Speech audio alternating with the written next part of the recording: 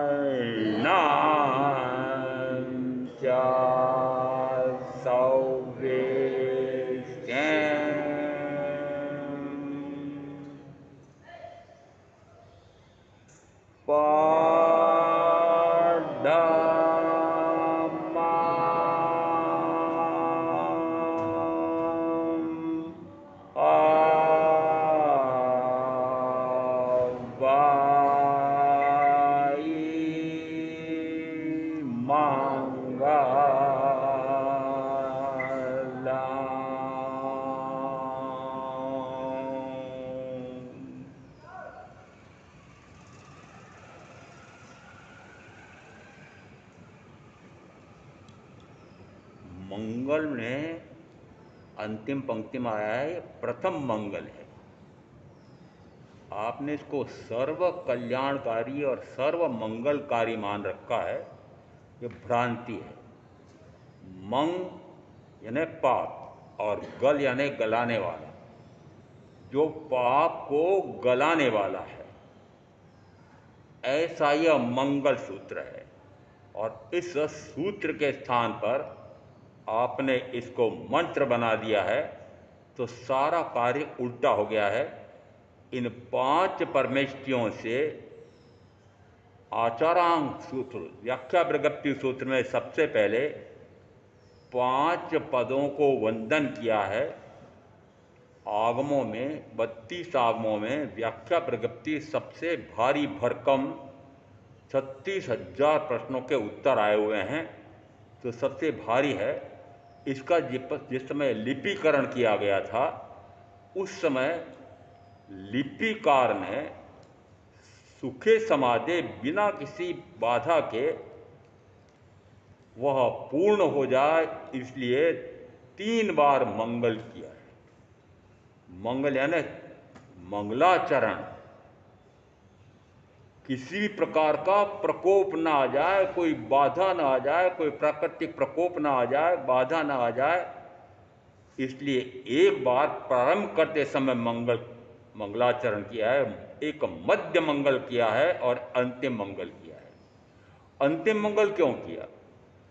कि फिर सबको धन्यवाद दिया है, जिन जिन ने लिपिकरण में सहायता दी है वह कहो, या कोई व्यवधान बाधा नहीं आई है इस कारण कहो, फिर अंतिम मंगल वापस किया है। इसका अर्थ है कि सबका धन्यवाद माना है। तो प्रथमतः 5 पद आए हैं और 5 पद के बाद में एक छठा और दिया, उसमें बड़ा विचित्र हुआ है। ब्राह्मी लिपि को मैं नमस्कार करता हूं। लिपि क्या है?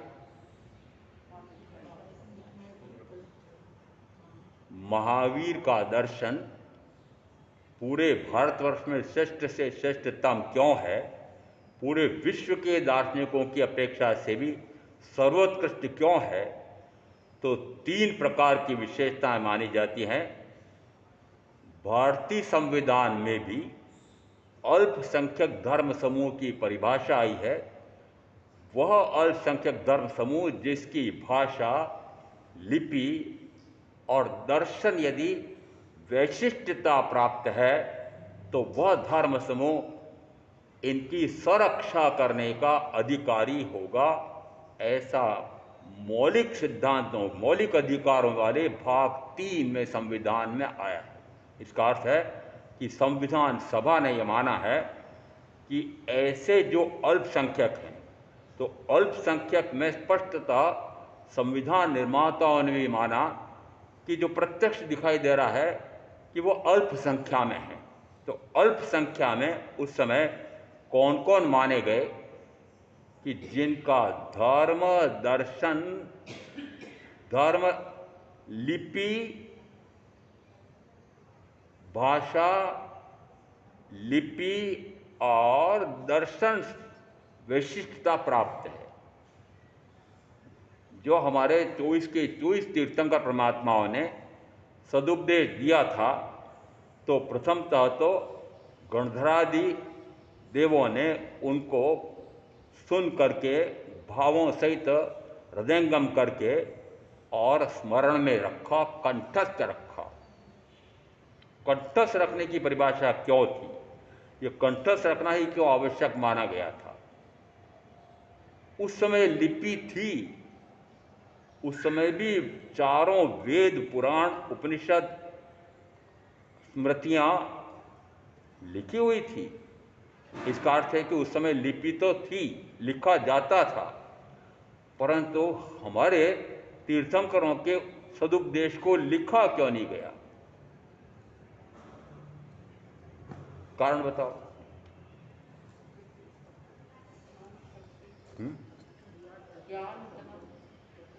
लिख लेंगे तो फिर स्मरण में रखने की आवश्यकता नहीं। जब आपको मुझे ध्यान में लेना होगा, उसमें जो लिख रखा वो देख लूंगा। समझ में आ रहा है? अब उतना सा लिपिकरण भी निषेध किया गया। क्यों? क्योंकि लिपिकरण करोगे तो निश्चिंत हो जाओगे, मेरे पास लिखा हुआ पढ़ लूंगा। अब उस तुलना में आज गिन लेना, आज गूगल रूप महादेवता ने सारा लिपिकरण कर दिया है। जो मांगो ये सारे पूरे विश्व के विश्वविद्यालयों में महाविश्वविद्यालय हो गया। उससे जो विद्या मांगो वो सारी उसमें भरी हुई है। सारी भरी हुई है तो फिर आप याद रखते हो? समझ में आ गया? जिस समय श्रीमद जी ने 142 गाथाओं की आत्मसिद्धि शास्त्र का लेखन किया था, तो लेखन में तो कारण बने थे सौभाग्य भाई। पहले श्रीमद जी ने से आत्मा है, आत्मा नित्य है, आत्मा करता है, किसी अपेक्षा से आत्मा कर्म का करता है, किसी अपेक्षा से आत्मा अकर्ता है। यदि करता है तो भोक्ता भी है, यदि भोक्ता है तो कर्ता भी है। तो कर्तृत्व और भोक्तृत्व जब तक कर्म का है तब तक तो निरंतर चतुर्गति का परिभ्रमण है। इसलिए वह किस अपेक्षा से तो करता है और किस अपेक्षा से अकर्ता है, किस अपेक्षा से वह भोक्ता है, किस अपेक्षा से वह अभोक्ता है। ऐसे चार स्थानक, आत्मा है, आत्मा नित्य है, आत्मा करता है, आत्मा भोक्ता है, मोक्ष है, ये चार लिखे। चार लिखने के बाद शिष्य ने प्रश्न किया,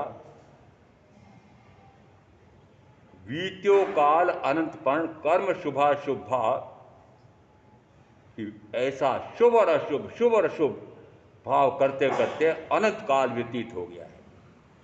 यदि अनंत काल शुभाशुभ करते हुए व्यतीत हो गया है तो शिष्य को प्रश्न अंदर में स्फुरित हुआ कि तुम मुक्त कैसे होगा, मुक्त कैसे होगा, मोक्ष कैसे होगा? अनंत काल से व्यतीत हो गया है और अभी तक तो मोक्ष की प्राप्ति हुई नहीं है। तो पांचवा स्थानक क्या बना? मोक्ष है। मोक्ष है तो फिर वापस शिष्य ने प्रश्न किया कि कई प्रकार के मत पंथ हैं। कोई कहता है कि मोक्ष इस प्रकार का है, कोई कहता है मोक्ष इस प्रकार का है, कोई कहता है मोक्ष इस प्रकार का है, कोई कहता है मोक्ष का साधन मेरे पास है, कोई कहता है साक्ष मेरे साथ है, मेरे पास है। ऐसे भिन्न भिन्न मोक्ष के बताने वाले और भिन्न भिन्न प्रकार के मोक्ष के मार्ग बताने वाले। तो शिष्य ने फिर प्रश्न किया कि फिर उपाय बताओ। ये 6 स्थानक बने हैं। स्थानक यानी आत्मा के स्थानक है, या आपका जो भाटों का स्थानक है वो नहीं। इस भाटों के स्थानक से मुक्ति का मार्ग मिलेगा। पुद्गल तो महाराज फिर शब्द भी तो पुद्गल है, शब्द मात्र पुद्गल नहीं है। उस पौद्गलिक शब्द के साथ मनुष्यों ने परस्पर मिलकर के तय किया कि मैं जब शब्द बोलूंगा तो इस शब्द का इस प्रकार का अर्थ समझना, भाव समझना। और जिस समय कोई भी वक्ता, चाहे सामान्य बोलचाल का कार्य हो रहा हो घर परिवार में, चाहे कोई शब्द हो रहा हो गुरु शिष्य के बीच संवाद रूप में, मोक्ष का मार्ग कैसा है उसके संबंध में, तो जिस समय वक्ता बोलता है उस समय जो शब्द वो बोल रहा है उसके पीछे जो भाव अंतर्निहित है, भाव अंतर्निहित है, अंतर्निहित यानी उस शब्द में वो भाव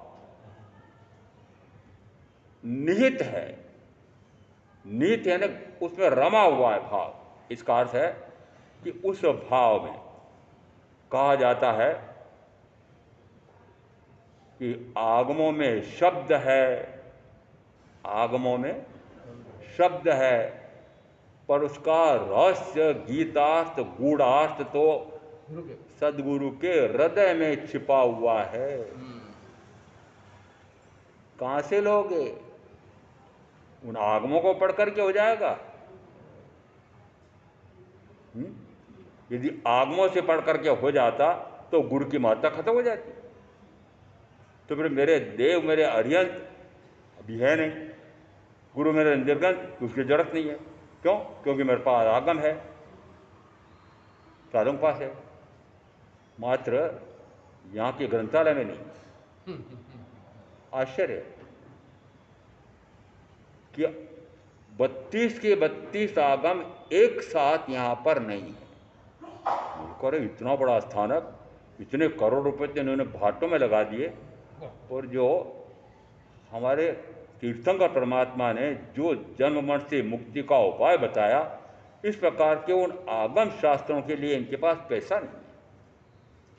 मोहम्मद सेठ सही है ना? नहीं है।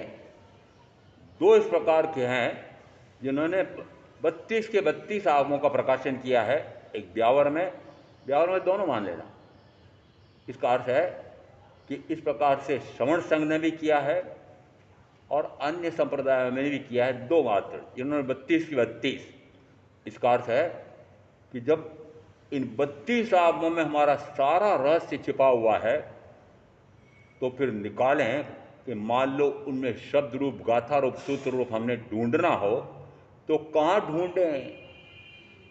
तो फिर महाराज ऐसा करो ना कि 32 के 32 आगम यूट्यूब में सब डले पड़े हैं, वहां देख लो ना। खरीदने की हमको कहाँ आवश्यकता है? ठीक है। तो फिर यूट्यूब के लिए फिर मुझे चाहिए मोबाइल, तो भाई मोबाइल आपको देना पड़ेगा कम से कम ₹1,00,000 का। ठीक है, ठीक है क्या? यही तो किया, सबने यही तो किया है। श्रवण संघ के तो सारे साधुओं ने यही किया है, और सारे साधुओं ने यही किया है, तो इनके प्रमुख ने भी यही किया होगा। मुझे नहीं पता क्यों, क्योंकि नाम लो और फिर कहूँ कि ऐसा हुआ है तो लोग कहेंगे महाराज नाम क्यों लिया, बदनाम करो आचार्य को। मैंने कहा मुझे नहीं करना है, परंतु ये मान लेना कि हमारे तीर्थंकर परमात्मा ने जो सदुपदेश दिए थे, तो प्रथमतः कहा कि जिसकी भाषा, जिस धर्म समूह की भाषा विशिष्ट से विशिष्टतम है, अब ये कौन सी भाषा में हमारे उन तीर्थंकरों ने उपदेश दिए थे, तो मूलतः तो अर्धमागधी है। मूलतः तो अर्धमागधी है। और फिर अर्धमागधी कब से होना चाहिए? क्योंकि महाराजा श्रेणी के काल से होनी चाहिए, वो भी बहुत पुरातन काल है। और यदि तीर्थंकर महावीर ने दिए तो तीर्थंकर अरिष्णेमी ने कौन सी भाषा में दिए होंगे? इसका अर्थ है कि अरिष्णेमी परमात्मा तो करोड़ों वर्षों पूर्व हुए हैं, तो करोड़ों वर्षों पूर्व से हमारे इन तीर्थंकरों ने जो सदुपदेश दिए थे, वे सदुपदेश दर्शन की अपेक्षा से सर्वोत्कृष्ट हैं पूरे भारतवर्ष में। ऐसा पूर्व में एक लघु ग्रंथ मैंने लिखा था, उसके बाद में पिछली बार एक और लघु ग्रंथ लिखा था कि विश्व के दार्शनिकों की अपेक्षा से, विश्व के दर्शनों की अपेक्षा से महावीर का दर्शन पूरे विश्व में सर्वोत्कृष्ट है। आपको पता है, आपके बेटे बेटी को पता है, आपके बेटे बेटे न जाने कहाँ कहाँ पढ़ने जा रहे हैं।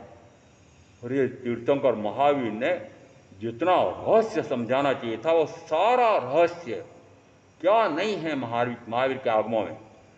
कहा जाता है कि इस वर्तमान के 100 वर्ष में जितने जितने विज्ञान के नोबेल पुरस्कार विजेता हुए हैं, वे नोबेल पुरस्कार विजेता जिन विषयों में हुए हैं, वे सारे विषय हमारे इन आगमों में दबे पड़े हैं। मैंने क्यों नहीं निकाल के दिया आपको कि मुझे उन वैज्ञानिक तत्वों से कोई संबंध नहीं था। मुझे तो जन मन से मुक्ति का उपाय चाहिए था, मुक्ति का मार्ग बताना था, तो मैंने उतना ही निकाला इन आगमों में से। परंतु जो जेनेटिक थ्योरी निकली है, जिस पर कितने नोबेल पुरस्कार हो गए हैं, उसके बारे में भी हमारे यहाँ पर सूत्र आए हुए हैं। कौन से सूत्र आए हुए हैं? जिस समय बच्चा गर्भ में आने वाला है, उस बच्चे के शरीर के निर्माण के लिए सबसे पहले एक 6 व्याख्या में आया है कि जो पूर्व के भव का काल पूरा करके और अब इस भव मनुष्य भव में आना चाह रहा है, और अब मनुष्य भव में वह ये ढूंढता है कि कौन से ऐसे माता पिता हैं कि जो मेरे पुण्य के कारण से इस प्रकार के शरीर की रचना करने के लिए सक्षम है, वो ढूंढता है किसकी कोख में जाऊं, किसकी कोख में जाऊं। गज सुकुमार अणगार ढूंढ रहे होंगे कि मैंने इस प्रकार के जो जो कार्य किए हैं कि उसी भाव में वो मोक्ष जाने वाले हैं। तो इस प्रकार के शरीर की रचना करने वाले ऐसे माता पिता चाहिए। तीर्थंकर परमात्मा जो होने वाले तीर्थंकर हैं, वे भी खोजते हैं कि कौन से माता पिता के गर्भ में जाऊं, कौन से माता पिता के यहाँ जाऊं कि जो मेरे कर्म के अनुसार शरीर की रचना करने वाले हों। अब यहाँ सबसे पहले आया है कि पूर्व भाव का काल पूरा करके जिस समय कोई एक जीव यहाँ आ रहा है, आते से ही वह सबसे पहले प्रथम समय में कौन सा भोजन ग्रहण करेगा। अब जिन जिन ने बेटे बेटी पैदा किए, वो चाहे माताएं हों चाहे दादियां हों, मुझे बता दो जरा।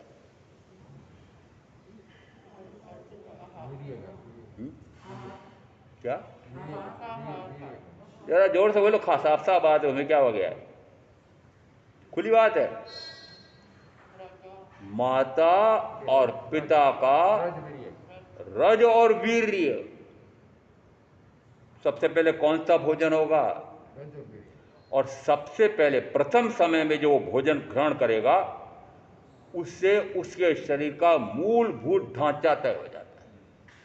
और जो प्रथम समय में वह आहार करता है, तो इस आगम में, इस सूत्र में इतना वर्णन आया है कि उसके इस भव के, इस मनुष्य के, जब तक वह जीवित रहेगा तब तक वह कायम रहेगा। कब तक? प्रथम समय में किया हुआ भोजन। तो प्रथम का उसका फल क्या होगा कि शरीर का मूलभूत ढांचा तय हो जाएगा। भवन बनाते समय मूलभूत ढांचा पहले तय होता है, उसके बाद में फिर आगे आंतरिक निर्माण किस प्रकार से होगा वो बात भिन्न है, वो तो बात की बात है। मूलभूत ढांचा तो ऐसा बनेगा भवन का, इसका अर्थ है कि शरीर का मूलभूत ढांचा तो प्रथम समय के आहार से तय हो जाता है। और प्रथम समय क्या है?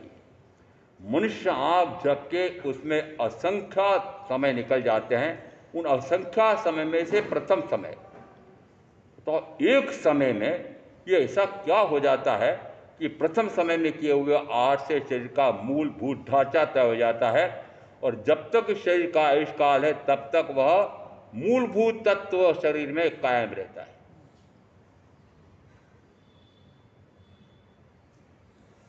मैं अपने आप में बड़ा गर्व से बोलता हूँ, मैंने कहा मेवाड़ में जन्मा हुआ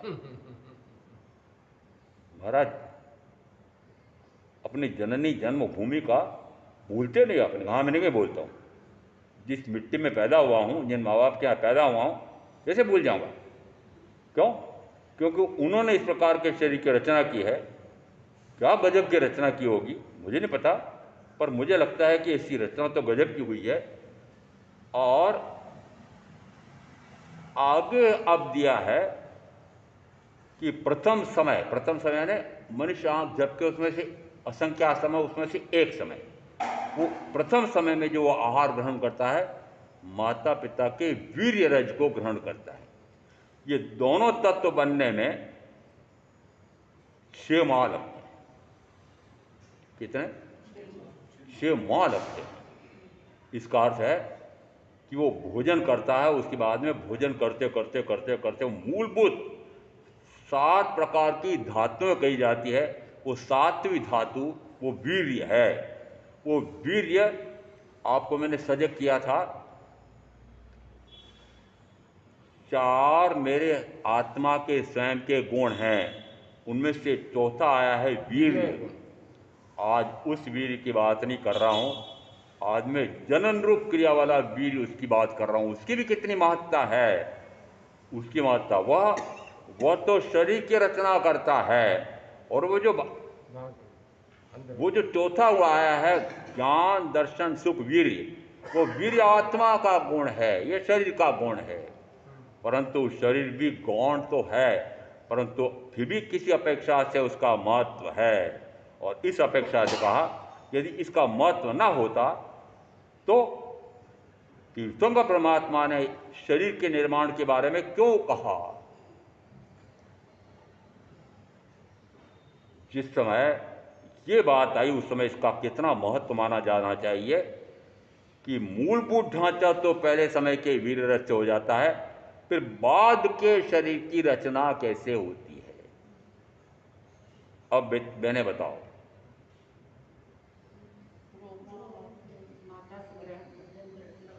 माँ के भोजन से बने हुए उस रस से जिस समय प्रथम समय में वह आया है, उस समय सबसे पहले उसने शरीर का कौन सा भाग रचा होगा। इन पुरुषों को पता नहीं, मुझे पता हो सकता, चलो बता दो, कोई बताओ। पुरुष तो बता दो, पुरुषों को क्या पता है, आप बता दो। भूल जाते हो ना। सबसे पहले बनाएगा नाड़ी। क्यों? क्योंकि गर्भस्थ के शरीर में नाड़ी और माँ के गर्भाशय में भी एक नाड़ी, और दोनों नाड़ियाँ जुड़ती हैं।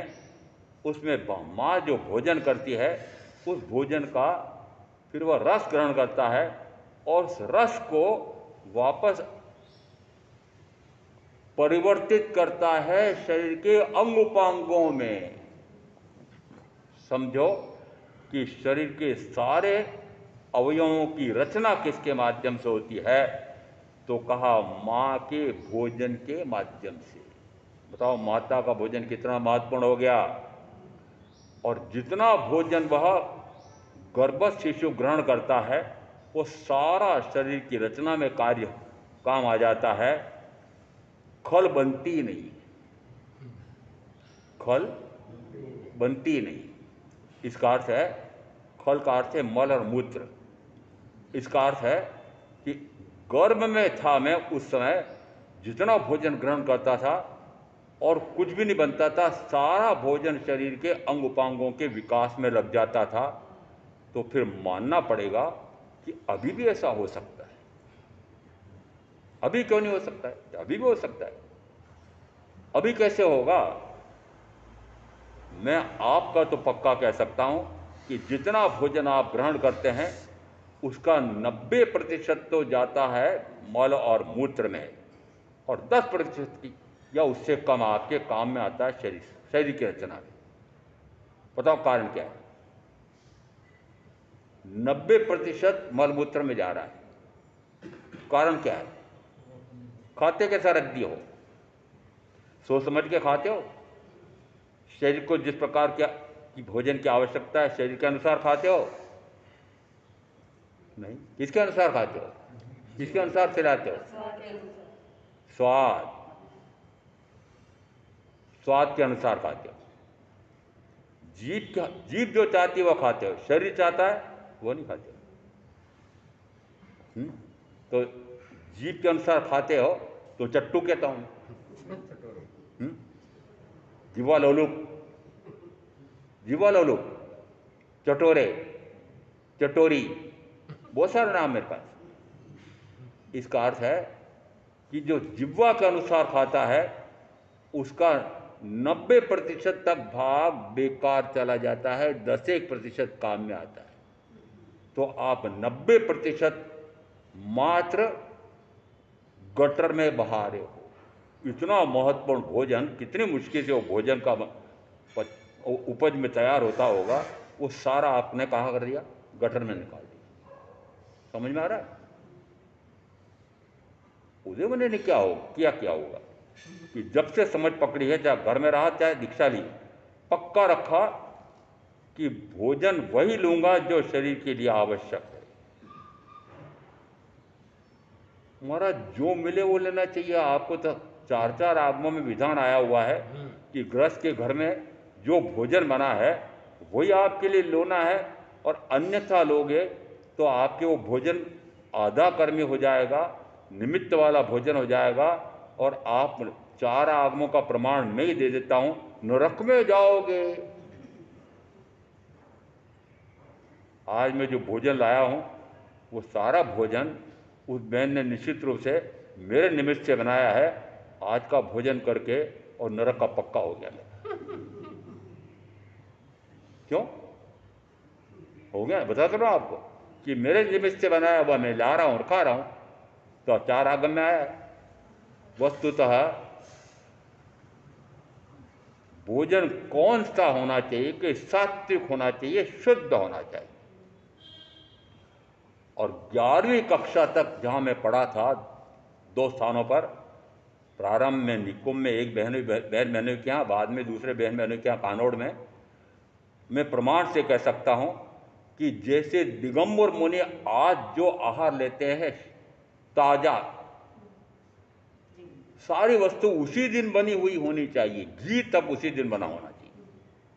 और मैं प्रमाण से कह सकता हूं कि 11वीं तक की कक्षा में पढ़ा था, उस समय सारा भोजन ताजा घर में खाया जाता था।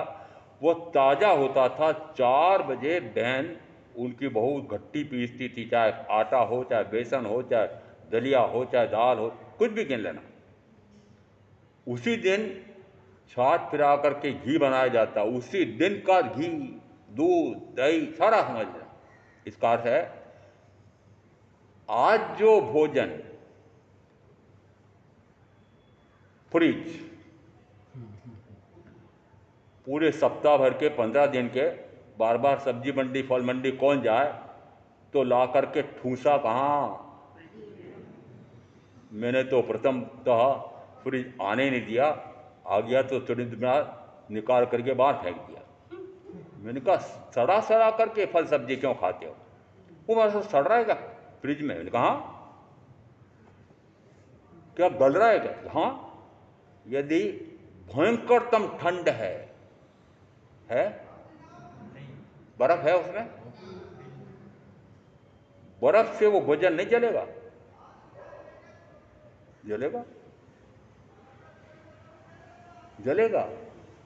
पर आपने तो पता नहीं लगा, नहीं नहीं ताजा रहता, ताजा नहीं, अंदर से उसके तत्व तो मर जाते हैं, अंदर से वह तत्व तो मर जाते हैं, और आप मरा हुआ भोजन खा रहे हो, सड़ा हुआ भोजन खा रहे हो।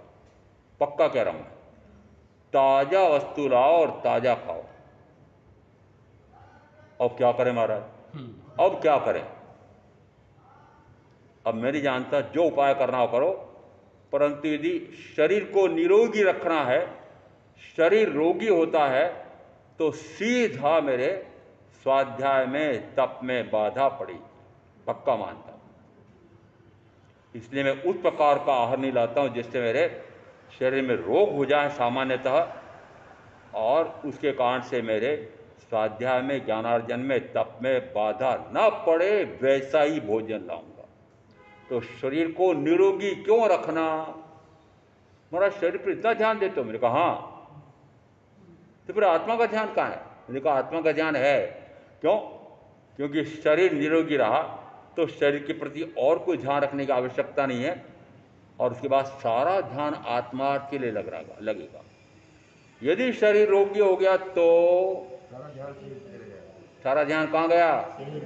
उस शरीर के रोग पर गया, फिर रोग का निवारण पर गया, और औषधियों पर गया, भार हो गया, संग पर भार हो गया, साथी पर भार हो गया, अपने आर ध्यान हो गया, सारा हो गया। इसलिए शरीर को निरोगी रखना, संयमी भी शरीर की निरोगी रखे, ऐसा पुरुषार्थ होना चाहिए। और मैं ऐसा सामान्यतः इसलिए करता हूं कि रोग न आए। स्वाद की बात नहीं आ रही, उसमें स्वाद की बात नहीं आ रही।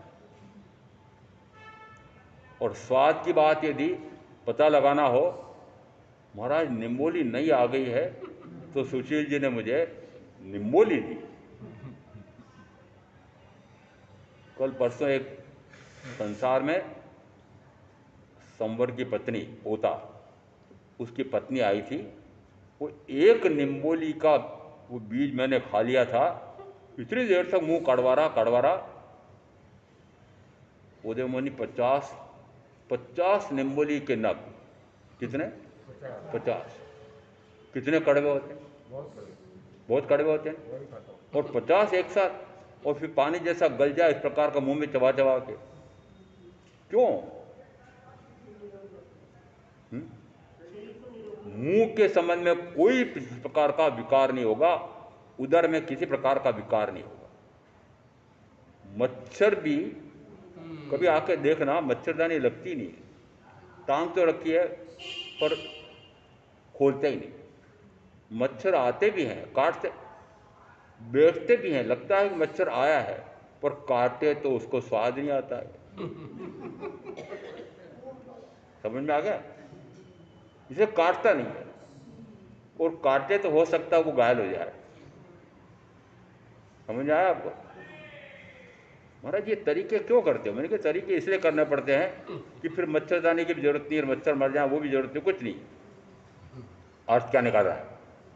अर्थ निकल रहा है कि बाद में जो भोजन ग्रहण करता है वो गर्भस्थ शिशु, वो माँ के द्वारा किए हुए भोजन का ही रस लेता है। अब बताओ, 9 सवा 9 महीने तक माँ के द्वारा जो भोजन होना चाहिए वो कौन सा होना चाहिए? शुद्ध सात्विक, शुद्ध सात्विक। और फिर यहाँ तक कहा है कि उसमें से एक अंश भी, एक अंश है 100% निर्माण में लग जाएगा, एक अंश भी व्यर्थ नहीं जाता है। अब वो सारा का सारा भोजन उसी से अंग उपांगों की रचना होती है। तो फिर यदि भोजन विकृत है तो शरीर के अंग उपांग विकृत होंगे, अंग उपांग विकृत होंगे। कितने बच्चे ऐसे होते हैं कि जिनके आजकल अंग उपांग विकृत आ रहे हैं? अरे रोती झींकती है माँ, मिक्सा रोती झींकती क्यों है? कोई ना कोई गलती की है, भयंकर गलती की है आहार लेने में। ये सारी बातें इसलिए कह रहा हूँ, बाह्य अपेक्षा से भी शरीर स्वस्थ बने और बाह्य अपेक्षा से शरीर निरोगी रहे, इस बात का भी इसलिए ध्यान देना चाहिए कि शरीर में रोग आए तो स्वयं को आर ध्यान होगा, साथी पर भार पड़ेगा और संघ पर आर्थिक बोझा हो जाएगा।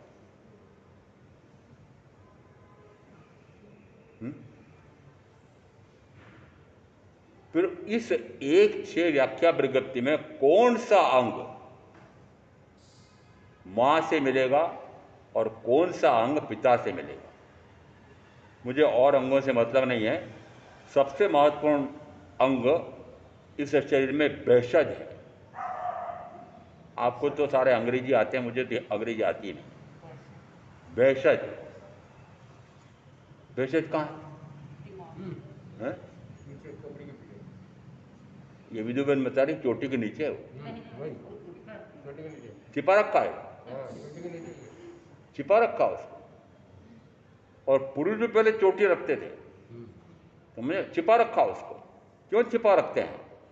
कि वो बहुत सुरक्षित रहना चाहिए, भेषज बहुत सुरक्षित रहना चाहिए। उस भेषज में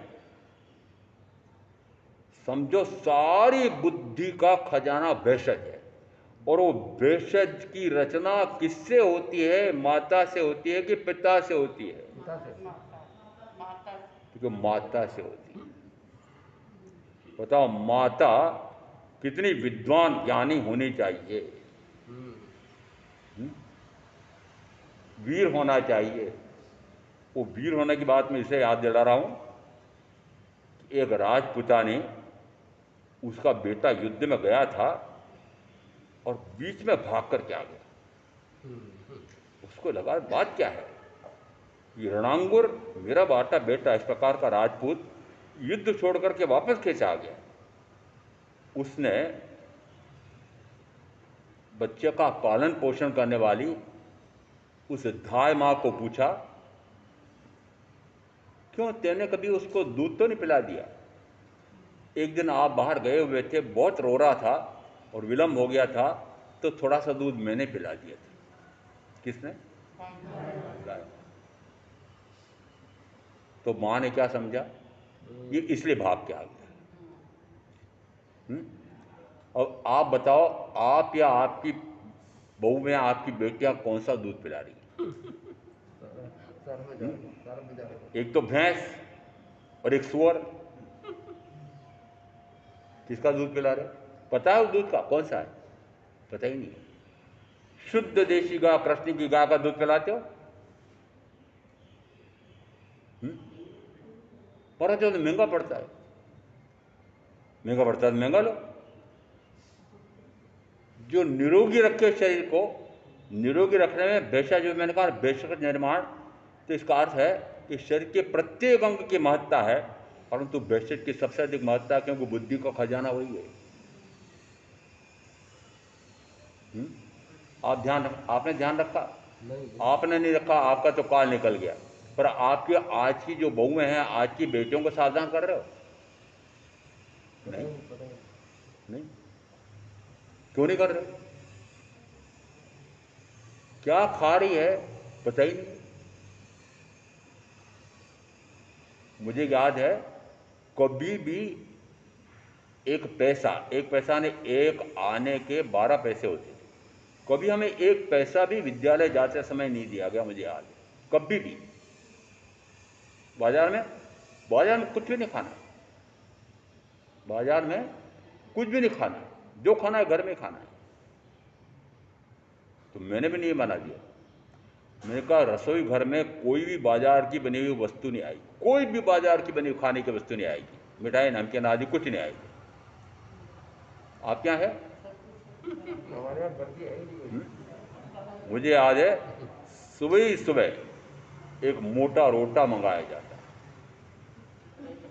1 किलो कम से कम 1 किलो। वो कहाँ का आता है? और आज मैं कह सकता हूं, आज के आपके रसोई घर का हिसाब बता रहा हूं मैं, कि 90% भोजन तो आपका बाजार से आ रहा है, 10% आपका घर का होता हो। और एक सप्ताह में 2 दिन तो बाजार का ही खाना है। नियम बना लिया?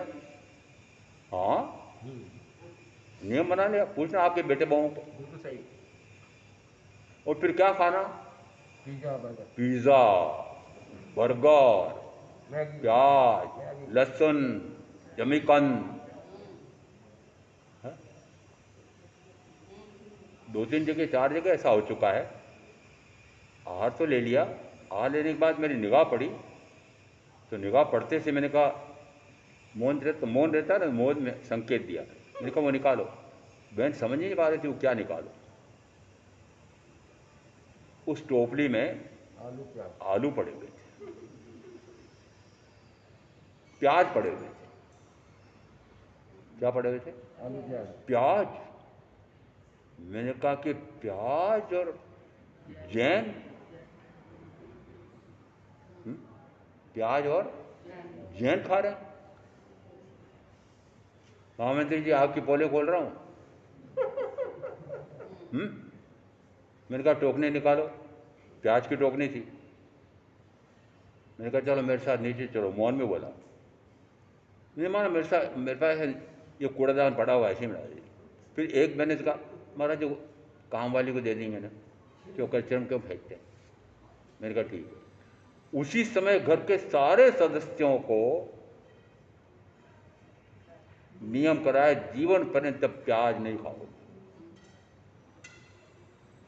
आपको करा था सबको? और ये 50-60 वाले 70 साल वाले हैं, इनको पूछ रहा हूं मैं। और अभी मैं गिनती करके बता दूंगा कि इनमें से भी 50% से ऊपर इस प्रकार के होंगे जो प्याज भी खाते हैं।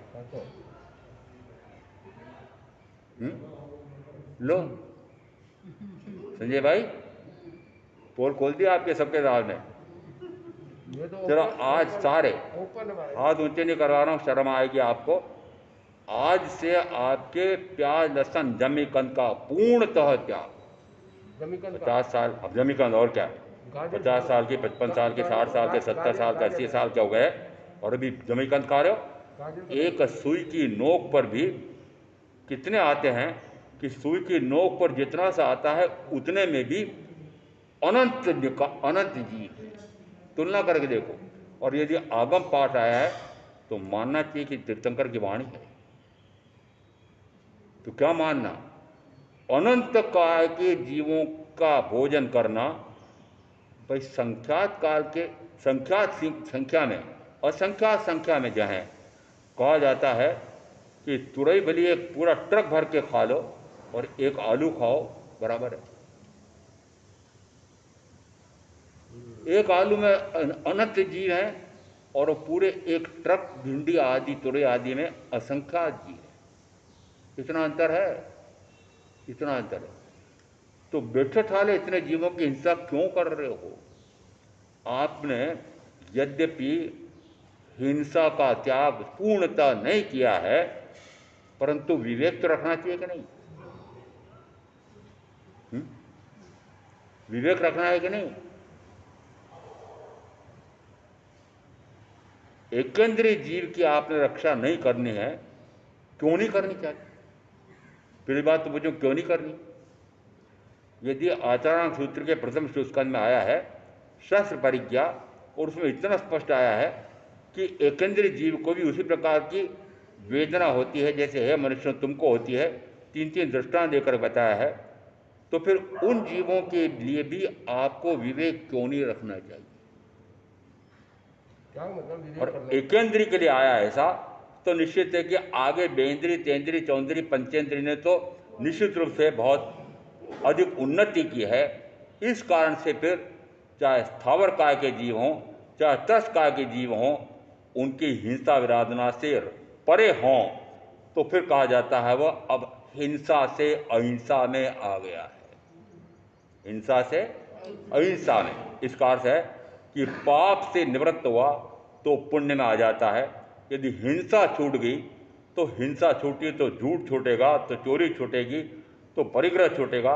यदि चार छूटे तो मैथुन सेवन भी छूटेगा, और प्रथम 5 पाप छूटे तो कहो फिर सर्वृत्ति संयम लिया जा सकता है। इसका अर्थ है कि प्रथम प्रकार के 5 पाप छूटे हैं। 5 पाप तो पूर्ण तो छोड़ता है, संयम लेता है, उसे मान लेना, परंतु आगे और है, आपको उसका ध्यान है या नहीं है। क्रोध विवेक से मिथ्या दर्शन शल्य में विवेक करूंगा। और अभी जो चर्चा चल रही है 7 से व्याख्या प्रगति में 18 प्रकार के पापों में रत रहता है। कर्कश वेदनी कर्म यानी असाता वेदनी कर्म का उपार्जन करता है, दुख पाता है, नरक में तिनिज में जाकर के दुख पाता है। फिर कहा यदि वह हिंसा झूठ चोरी मैथुन इन 5 पापों का पूर्णतः परित्याग करता है और क्रोध विवेक से मिथ्या दर्शन शैली में विवेक करता है, तो वह साता वेदनी कर्म का अकर्कश वेदनी कर्म का उपार्जन करता है। जीवों भूतों सत्वों प्राणों उनकी रक्षा करता है, विराधना नहीं करता है। और साथ में आया कि यदि वह अनुकंपा का भाव करता है, उस समय कहा कि वह साता वेदनी कर्म का उपार्जन करता है। अनुकंपा का भाव, किसी भी जीव की किसी प्रकार से हिंसा विराधना नहीं करूँगा, इस प्रकार का भाव वह साता वेदनी कर्म का बंद कराता है। और जिन जिन जीवों की हिंसा विराधना करता है सबके दृष्टांत देकर कहा कि वह असाता वेदनी कर्म का बंद करता है। सूत्र 16, 32, 24 और 28 व्याख्या प्रगत के सूत्र 7, 6। फिर स्थानांक सूत्र के 5वें स्थान में आया है जो हिंसा से परिग्रह तक इन 5 पापों में रत रहता है, वह असाता वेदनी कर्म का बंद करता है। फिर दूसरा आगे आ गया कि जो इन 5 पापों से ग्रस्त होता है वह साता वेदनी कर्म का बंद करता है, साता वेदनी कर्म का बंद करता है। और क्या निकल रहा है कि इन जीवों की हिंसा विराधना से तो पाप कर्म का बंध है, और इन जीवों से परे होते हैं तो पुण्य का बंध है। ये पुण्य बंध का लेखा आ रहा है। आगे फिर आया है स्थानांक सूत्र के 4थे स्थान में 2 दुर्गतियां और 2 सुगतियां, ऐसे 4 गतियां बताई है। एक दूसरे प्रकार की और विभाजन किया तो कहा नरक और तिरंज के साथ देव दुर्गति और मनुष्य दुर्गति 4। फिर 4 कहा सिद्ध, फिर कहा देव, मनुष्य और सुकुल उत्पत्ति, वो सुकुल उत्पत्ति महत्वपूर्ण आ रही बात कि सुकुल उत्पत्ति किससे, कि पुण्य से। और सुकुल किसको कहा, कि ऐसा कुल कि जिसमें तीर्थंकर परमात्मा की वाणी सुनने का स्वर्णिम अवसर मिले, सदगुरु का योग मिले, वो सुकुल उत्पत्ति। तो मानो कि आपने पूर्व में इस प्रकार का पुण्य का उपार्जन किया है कि सुकुल उत्पत्ति में आए हैं। और दूसरा आया इसमें, एक का सिद्ध, दूसरा का सुकुल उत्पत्ति, और फिर का देव और मनुष्य, ये तो सुकुल में आया। फिर दूसरे में क्या कहा, दूसरे में कहा नरक और तिर्यंच, और उसके बाद देव दुर्गति और मनुष्य दुर्गति। तो पहले देवों की बात पहले निपटा दें। देव बन करके भी वो दास देव है, किलविशी, किलविशकारा मुका देव है, किलविशी देव है। इसका अर्थ है कि पुण्य तो इतना कमाया, परंतु साथ में पाप का भी अर्जन किया। इस कारण से देखो विचित्रवाद, परमाधामी परम अधम देव हैं। प्रथम 3 नारकियों में जाकर के वो नेरियों को जो दुख देते हैं, उनकी गति कौन सी है, देवगति, देवगति के जीव हैं। और देवगति बंद भी ऐसा देवगति का बंद किया है कि जाता तो नरक में, जा कहाँ रहा है वो, नरक में जा रहा है। तो प्रथम तो नरक के दुख उसको भी मिल रहे हैं, और फिर वो जिस समय उन प्रथम 3 नारकियों में उन नेरियों को दुख दे रहा है, तो बताओ कितने पाप कर्म का बंद कर रहा है। पुण्य करके देवगति में गया है, और देवगति में भी फिर कहा देव दुर्गति में गया है, अधम देव बना है। अधम देव यानी दास देव। तो प्रथम से कहा दास देव, इंद्र का दास है, सामानिक देव का दास है। इसे कितने इस प्रकार के दास देव हैं। ये मुख्यतः जो देवेंद्र हैं, अग्रमहिष्या हैं, वो तो विशिष्ट हैं। उसके बाद फिर जितने भी उनके दास देव हैं, क्रमशः कितने प्रकार की श्रेणियों के इस प्रकार के दास देव हैं, वो सारे दास देव क्या करते हैं, उस बड़े की आज्ञा में विचरण करते हैं। एक उदाहरण ज्ञाता धर्म कथा में कहा कि कहीं कोई गलती की होगी किसी देव ने, देविया ने, तो उनको क्या कहा, जाओ समुद्र में से कचरा छांटो, समुद्र में बहुत कचरा हो गया है, उन कचरे को साफ करो। कितना बड़ा दंड। इसका अर्थ है कि वहां पर भी देव बन करके भी दुर्गति, देव बन करके देवेंद्र की आज्ञा मानो, जो वो कहे उसके अनुसार कार्य करो। इसका अर्थ है कि देव दुर्गति। दूसरा आया इसमें मनुष्य दुर्गति। मनुष्य बना है तो मनुष्य इसलिए बना है कि मनुष्य बनने के जो कारण आए हैं, वे इसी सानाक सूत्र में 4वें आया है कि किन किन कारणों से मनुष्य भाव मिलता है। मनुष्य भाव का तो बंद हो गया, परंतु पागल है। अब पागल क्या हुआ, पशुवत, पशुवत है, कुछ भी नहीं, पागल। उसके अंग उपांग विकसित नहीं हुए हैं। तो और आजकल कितने ऐसे बच्चे हैं जिनके पूरे अंग उपांग विकसित नहीं हुए है।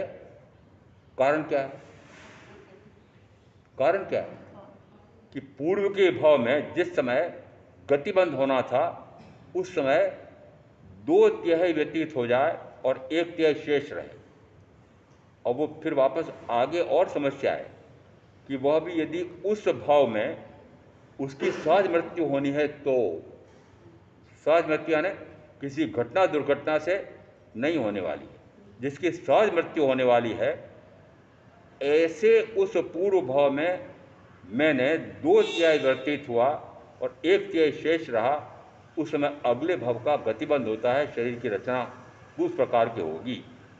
तो मैंने रचना कौन सी की कि मनुष्य शरीर मिलेगा। फिर साथ में कि मनुष्य शरीर तो मिलेगा, पर अंग उपांग सारे प्रमाणोपेत मिलेंगे। प्रमाणोपेत यानी वस्तुतः तो प्रमाणोपेत तो हमारे होने वाले तीर्थंकर चक्रवर्ती आदि के होते हैं, परंतु आगे जाकर के प्रमाणोपेत यानी उसी उसी प्रकार के गिन लो कि सारे अंग इस प्रकार के हैं कि जो जिस प्रकार का अंग होना चाहिए उस प्रकार का अंग प्राप्त हुआ है। और अब अभी मैंने आपको कहा कि इन अंगों में सबसे महत्वपूर्ण अंग कौन सा है कि भेषज है, एक महत्वपूर्ण अंग। दूसरा अंग और है फेफड़े, तीसरा अंग और है हृदय, और चौथा अंग और है गुर्दे। अब जिन जिन को अपने शरीर का नाप करना हो कि स्वस्थ हैं कि नहीं है, तो 4 अंग स्वस्थ हैं तो मान लेना आप स्वस्थ हैं, और 4 अंग में से कोई भी अंग रोगी है तो आप महारोगी। कोई हाथ ऊंचा करके मुझे बता दो कि चारों अंगों में से मेरे कोई अंग में कोई खराबी नहीं। हाँ, सुशील जी समेत सारे सारे बताओ। सुशील जी के तो है। 4 अंग में से कोई गड़बड़ नहीं है। हुँ? 4 अंग में भेषज क्या? भेषज सबसे ज़्यादा रद्दी आपका। उस भेषज में, उस माथे में जमता ही नहीं है कि तीर्थंकर परमात्मा ने जो वाणी फरमाई है, जन्म मृत्यु से मुक्ति का उपाय बताया है, और ये गुरु जो है अपने अपने अनुभव से बता रहे हैं कि जन्म मृत्यु से मुक्ति का ये उपाय है। तो जन्म मृत्यु से मुक्ति का उपाय है न पाप न पुण्य। आपके भेषज में जमा है बात। भेषज सही है, कहाँ सही है? आपके माथे में, आपके दिमाग में, आपकी बुद्धि में क्या जमा है कि न पाप करना न पुण्य करना मोक्ष का उपाय, तो मात्र अपने आप में समा जाना, अपने आप में समा जाना, अपने आपे में आ जा। कहाँ बाहर घूम रहा है? जिन जिन निमित्तों के बीच में आप घिरे हुए हैं, पता लगाना, वे या तो आपसे पाप करा रहे हैं या पुण्य करा रहे हैं। ऐसा कोई निमित्त बताओ आपके घर के परिजनों में से कि जो नहीं इन दोनों से परे मुक्ति के मार्ग पर चल रहा है और मुक्ति का ही उपाय बताता है। ऐसा कोई परिजन आपके यहाँ है? आपके घर में बता रहा हो। हमारे घर में तो है। मैं आपसे बिल्कुल अलग हूँ। मेरे घर की तुलना में किसी के पास घर नहीं है। मेरे घर की तुलना में बताओ, इस स्थानक के निर्माण में कम से कम 1 अरब रुपया लगाओ। कितना? आपकी कोठी कितने रुपए की? मोहम्मद जी बताओ, आपकी कोठी कितने रुपए की? कम की है। फिर दूसरा कि इस प्रकार का तो मेरा ये महल बना हुआ है। फिर बताओ मेरा भोजन किस प्रकार का और आपका भोजन किस प्रकार का है? और मेरे कपड़े कितने विशिष्ट और आपके कपड़े कैसे रहती? कपड़ों में तो भारत से कपड़े। हाँ बिल्कुल है। इसका अर्थ है कि मेरे पास तीनों कितने विशिष्ट हैं। इसका अर्थ है कि आपके पास जो है रोटी, कपड़ा और मकान, आप पूरे जीवन भर रोटी, कपड़ा, मकान के लिए त्रस्त हैं। पूरा जीवन खपा रहे हैं आप। किसके लिए खपा रहे हैं? रोटी कपड़ा कि रोटी अच्छी मिल जाए, कपड़े अच्छे मिल जाएं और मकान अच्छा मिल जाए। और अब मैं कह रहा हूँ, मैं रोटी के बाद सबसे पहले कह देता हूँ, जैसे मैं पात्र लेने निकलता हूँ, महाराज मेरे पास, मेरे यहाँ, महाराज मेरे पास, मेरे यहाँ, महाराज मेरे यहाँ। कभी कभी तो आड़े फिर जाते हैं, एक मुझे उधर ले जा रहा है, एक मुझे उधर ले जा रहा है। मैंने कहा भाई क्या करूँ, ये दोनों एक दूसरे को खींच रहे हैं मेरे को। बताओ मेरे रोटी की समस्या है, कपड़े की समस्या है, मकान की समस्या है, और आप तीनों समस्याओं में मरे जा रहे हो। तो मेरे पास क्यों नहीं आते हो? क्यों नहीं सर्विस से स्वयं ले लेते हो? ये रोटी, कपड़े, मकान की सारी समस्याओं का निवारण, सारी समस्या, कोई समस्या नहीं। इन तीनों प्रकार की सुविधाएं भरपूर भरपूर भरपूर। जिस समय सर्दी आने वाली हो और यदि मुझे कोई पूछे नहीं और मैं सारी शालें इकट्ठे करूं, तो एक सर्दी के मौसम के पहले मैं 100 शालें इकट्ठे करूं, आपको पता ही लगेगा। समझ में आ रहा है? मैंने कहा कभी आप कपड़ा देते समय, शाल देते समय किसी महाराज को पूछते हो कि महाराज पहले आप बताओ कि आपके पास 72 हाथ से अधिक कपड़ा ना हो तो फिर मैं दूँ, नहीं तो दूँ। 96 हाथ कपड़ा है, साधु जी पहले बताओ 96 हाथ से अधिक है तो नहीं, 96 हाथ से कम हो तो दूंगी, नहीं तो नहीं दूंगी। पूछते हो क्यों? क्यों? कि साधु मर्यादा में है या मर्यादाहीन है, उसकी देखरेख कौन करेगा, नियंत्रण कौन करेगा? गृहस्थ करेगा। महाराज आपके आचार्य करेंगे, और यदि आचार्य करें नहीं तो, आचार्य करें नहीं तो, और आचार्य इस प्रकार के हो तो है समस्या है। यदि आचार्य के पास इतना परिग्रह हो तो, यदि आचार्य की शिष्टाचार हो तो फिर नियंत्रण कौन करेगा? महामंत्री जी बताओ कौन करेगा? श्रावक करो या श्रावक संघ करो, श्रावक करो या श्रावक संघ करो। क्यों? इसका कारण बता रहा हूं। 2 तीर्थवासी ऐसे हैं कि जो स्वयं मोक्ष के मार्ग पर चलते हैं और मोक्ष के मार्ग को बताते भी हैं। दोनों बातें। 2 ऐसे हैं कि जो संसार मार्ग पर चल रहे हैं और भी मोक्ष मार्ग जानना चाहते हैं, उस पर चढ़ना चाहते हैं। दोनों भारी अंतर है। मोक्ष के मार्ग का पथिक यदि भटक जाएगा तो अब फिर पूछो अपने आप से कि फिर मुझे मोक्ष का मार्ग कौन बताएगा? तो फिर आप सारे जो श्रावक श्राविका कहलाते हों या इनका संघ कहलाता हो, क्या इनका दायित्व तो नहीं है कि ये मोक्ष के मार्ग के पथिक हैं, कि मोक्ष के मार्ग को भूल करके संसार के मार्ग पर तो नहीं चढ़ रहे हैं?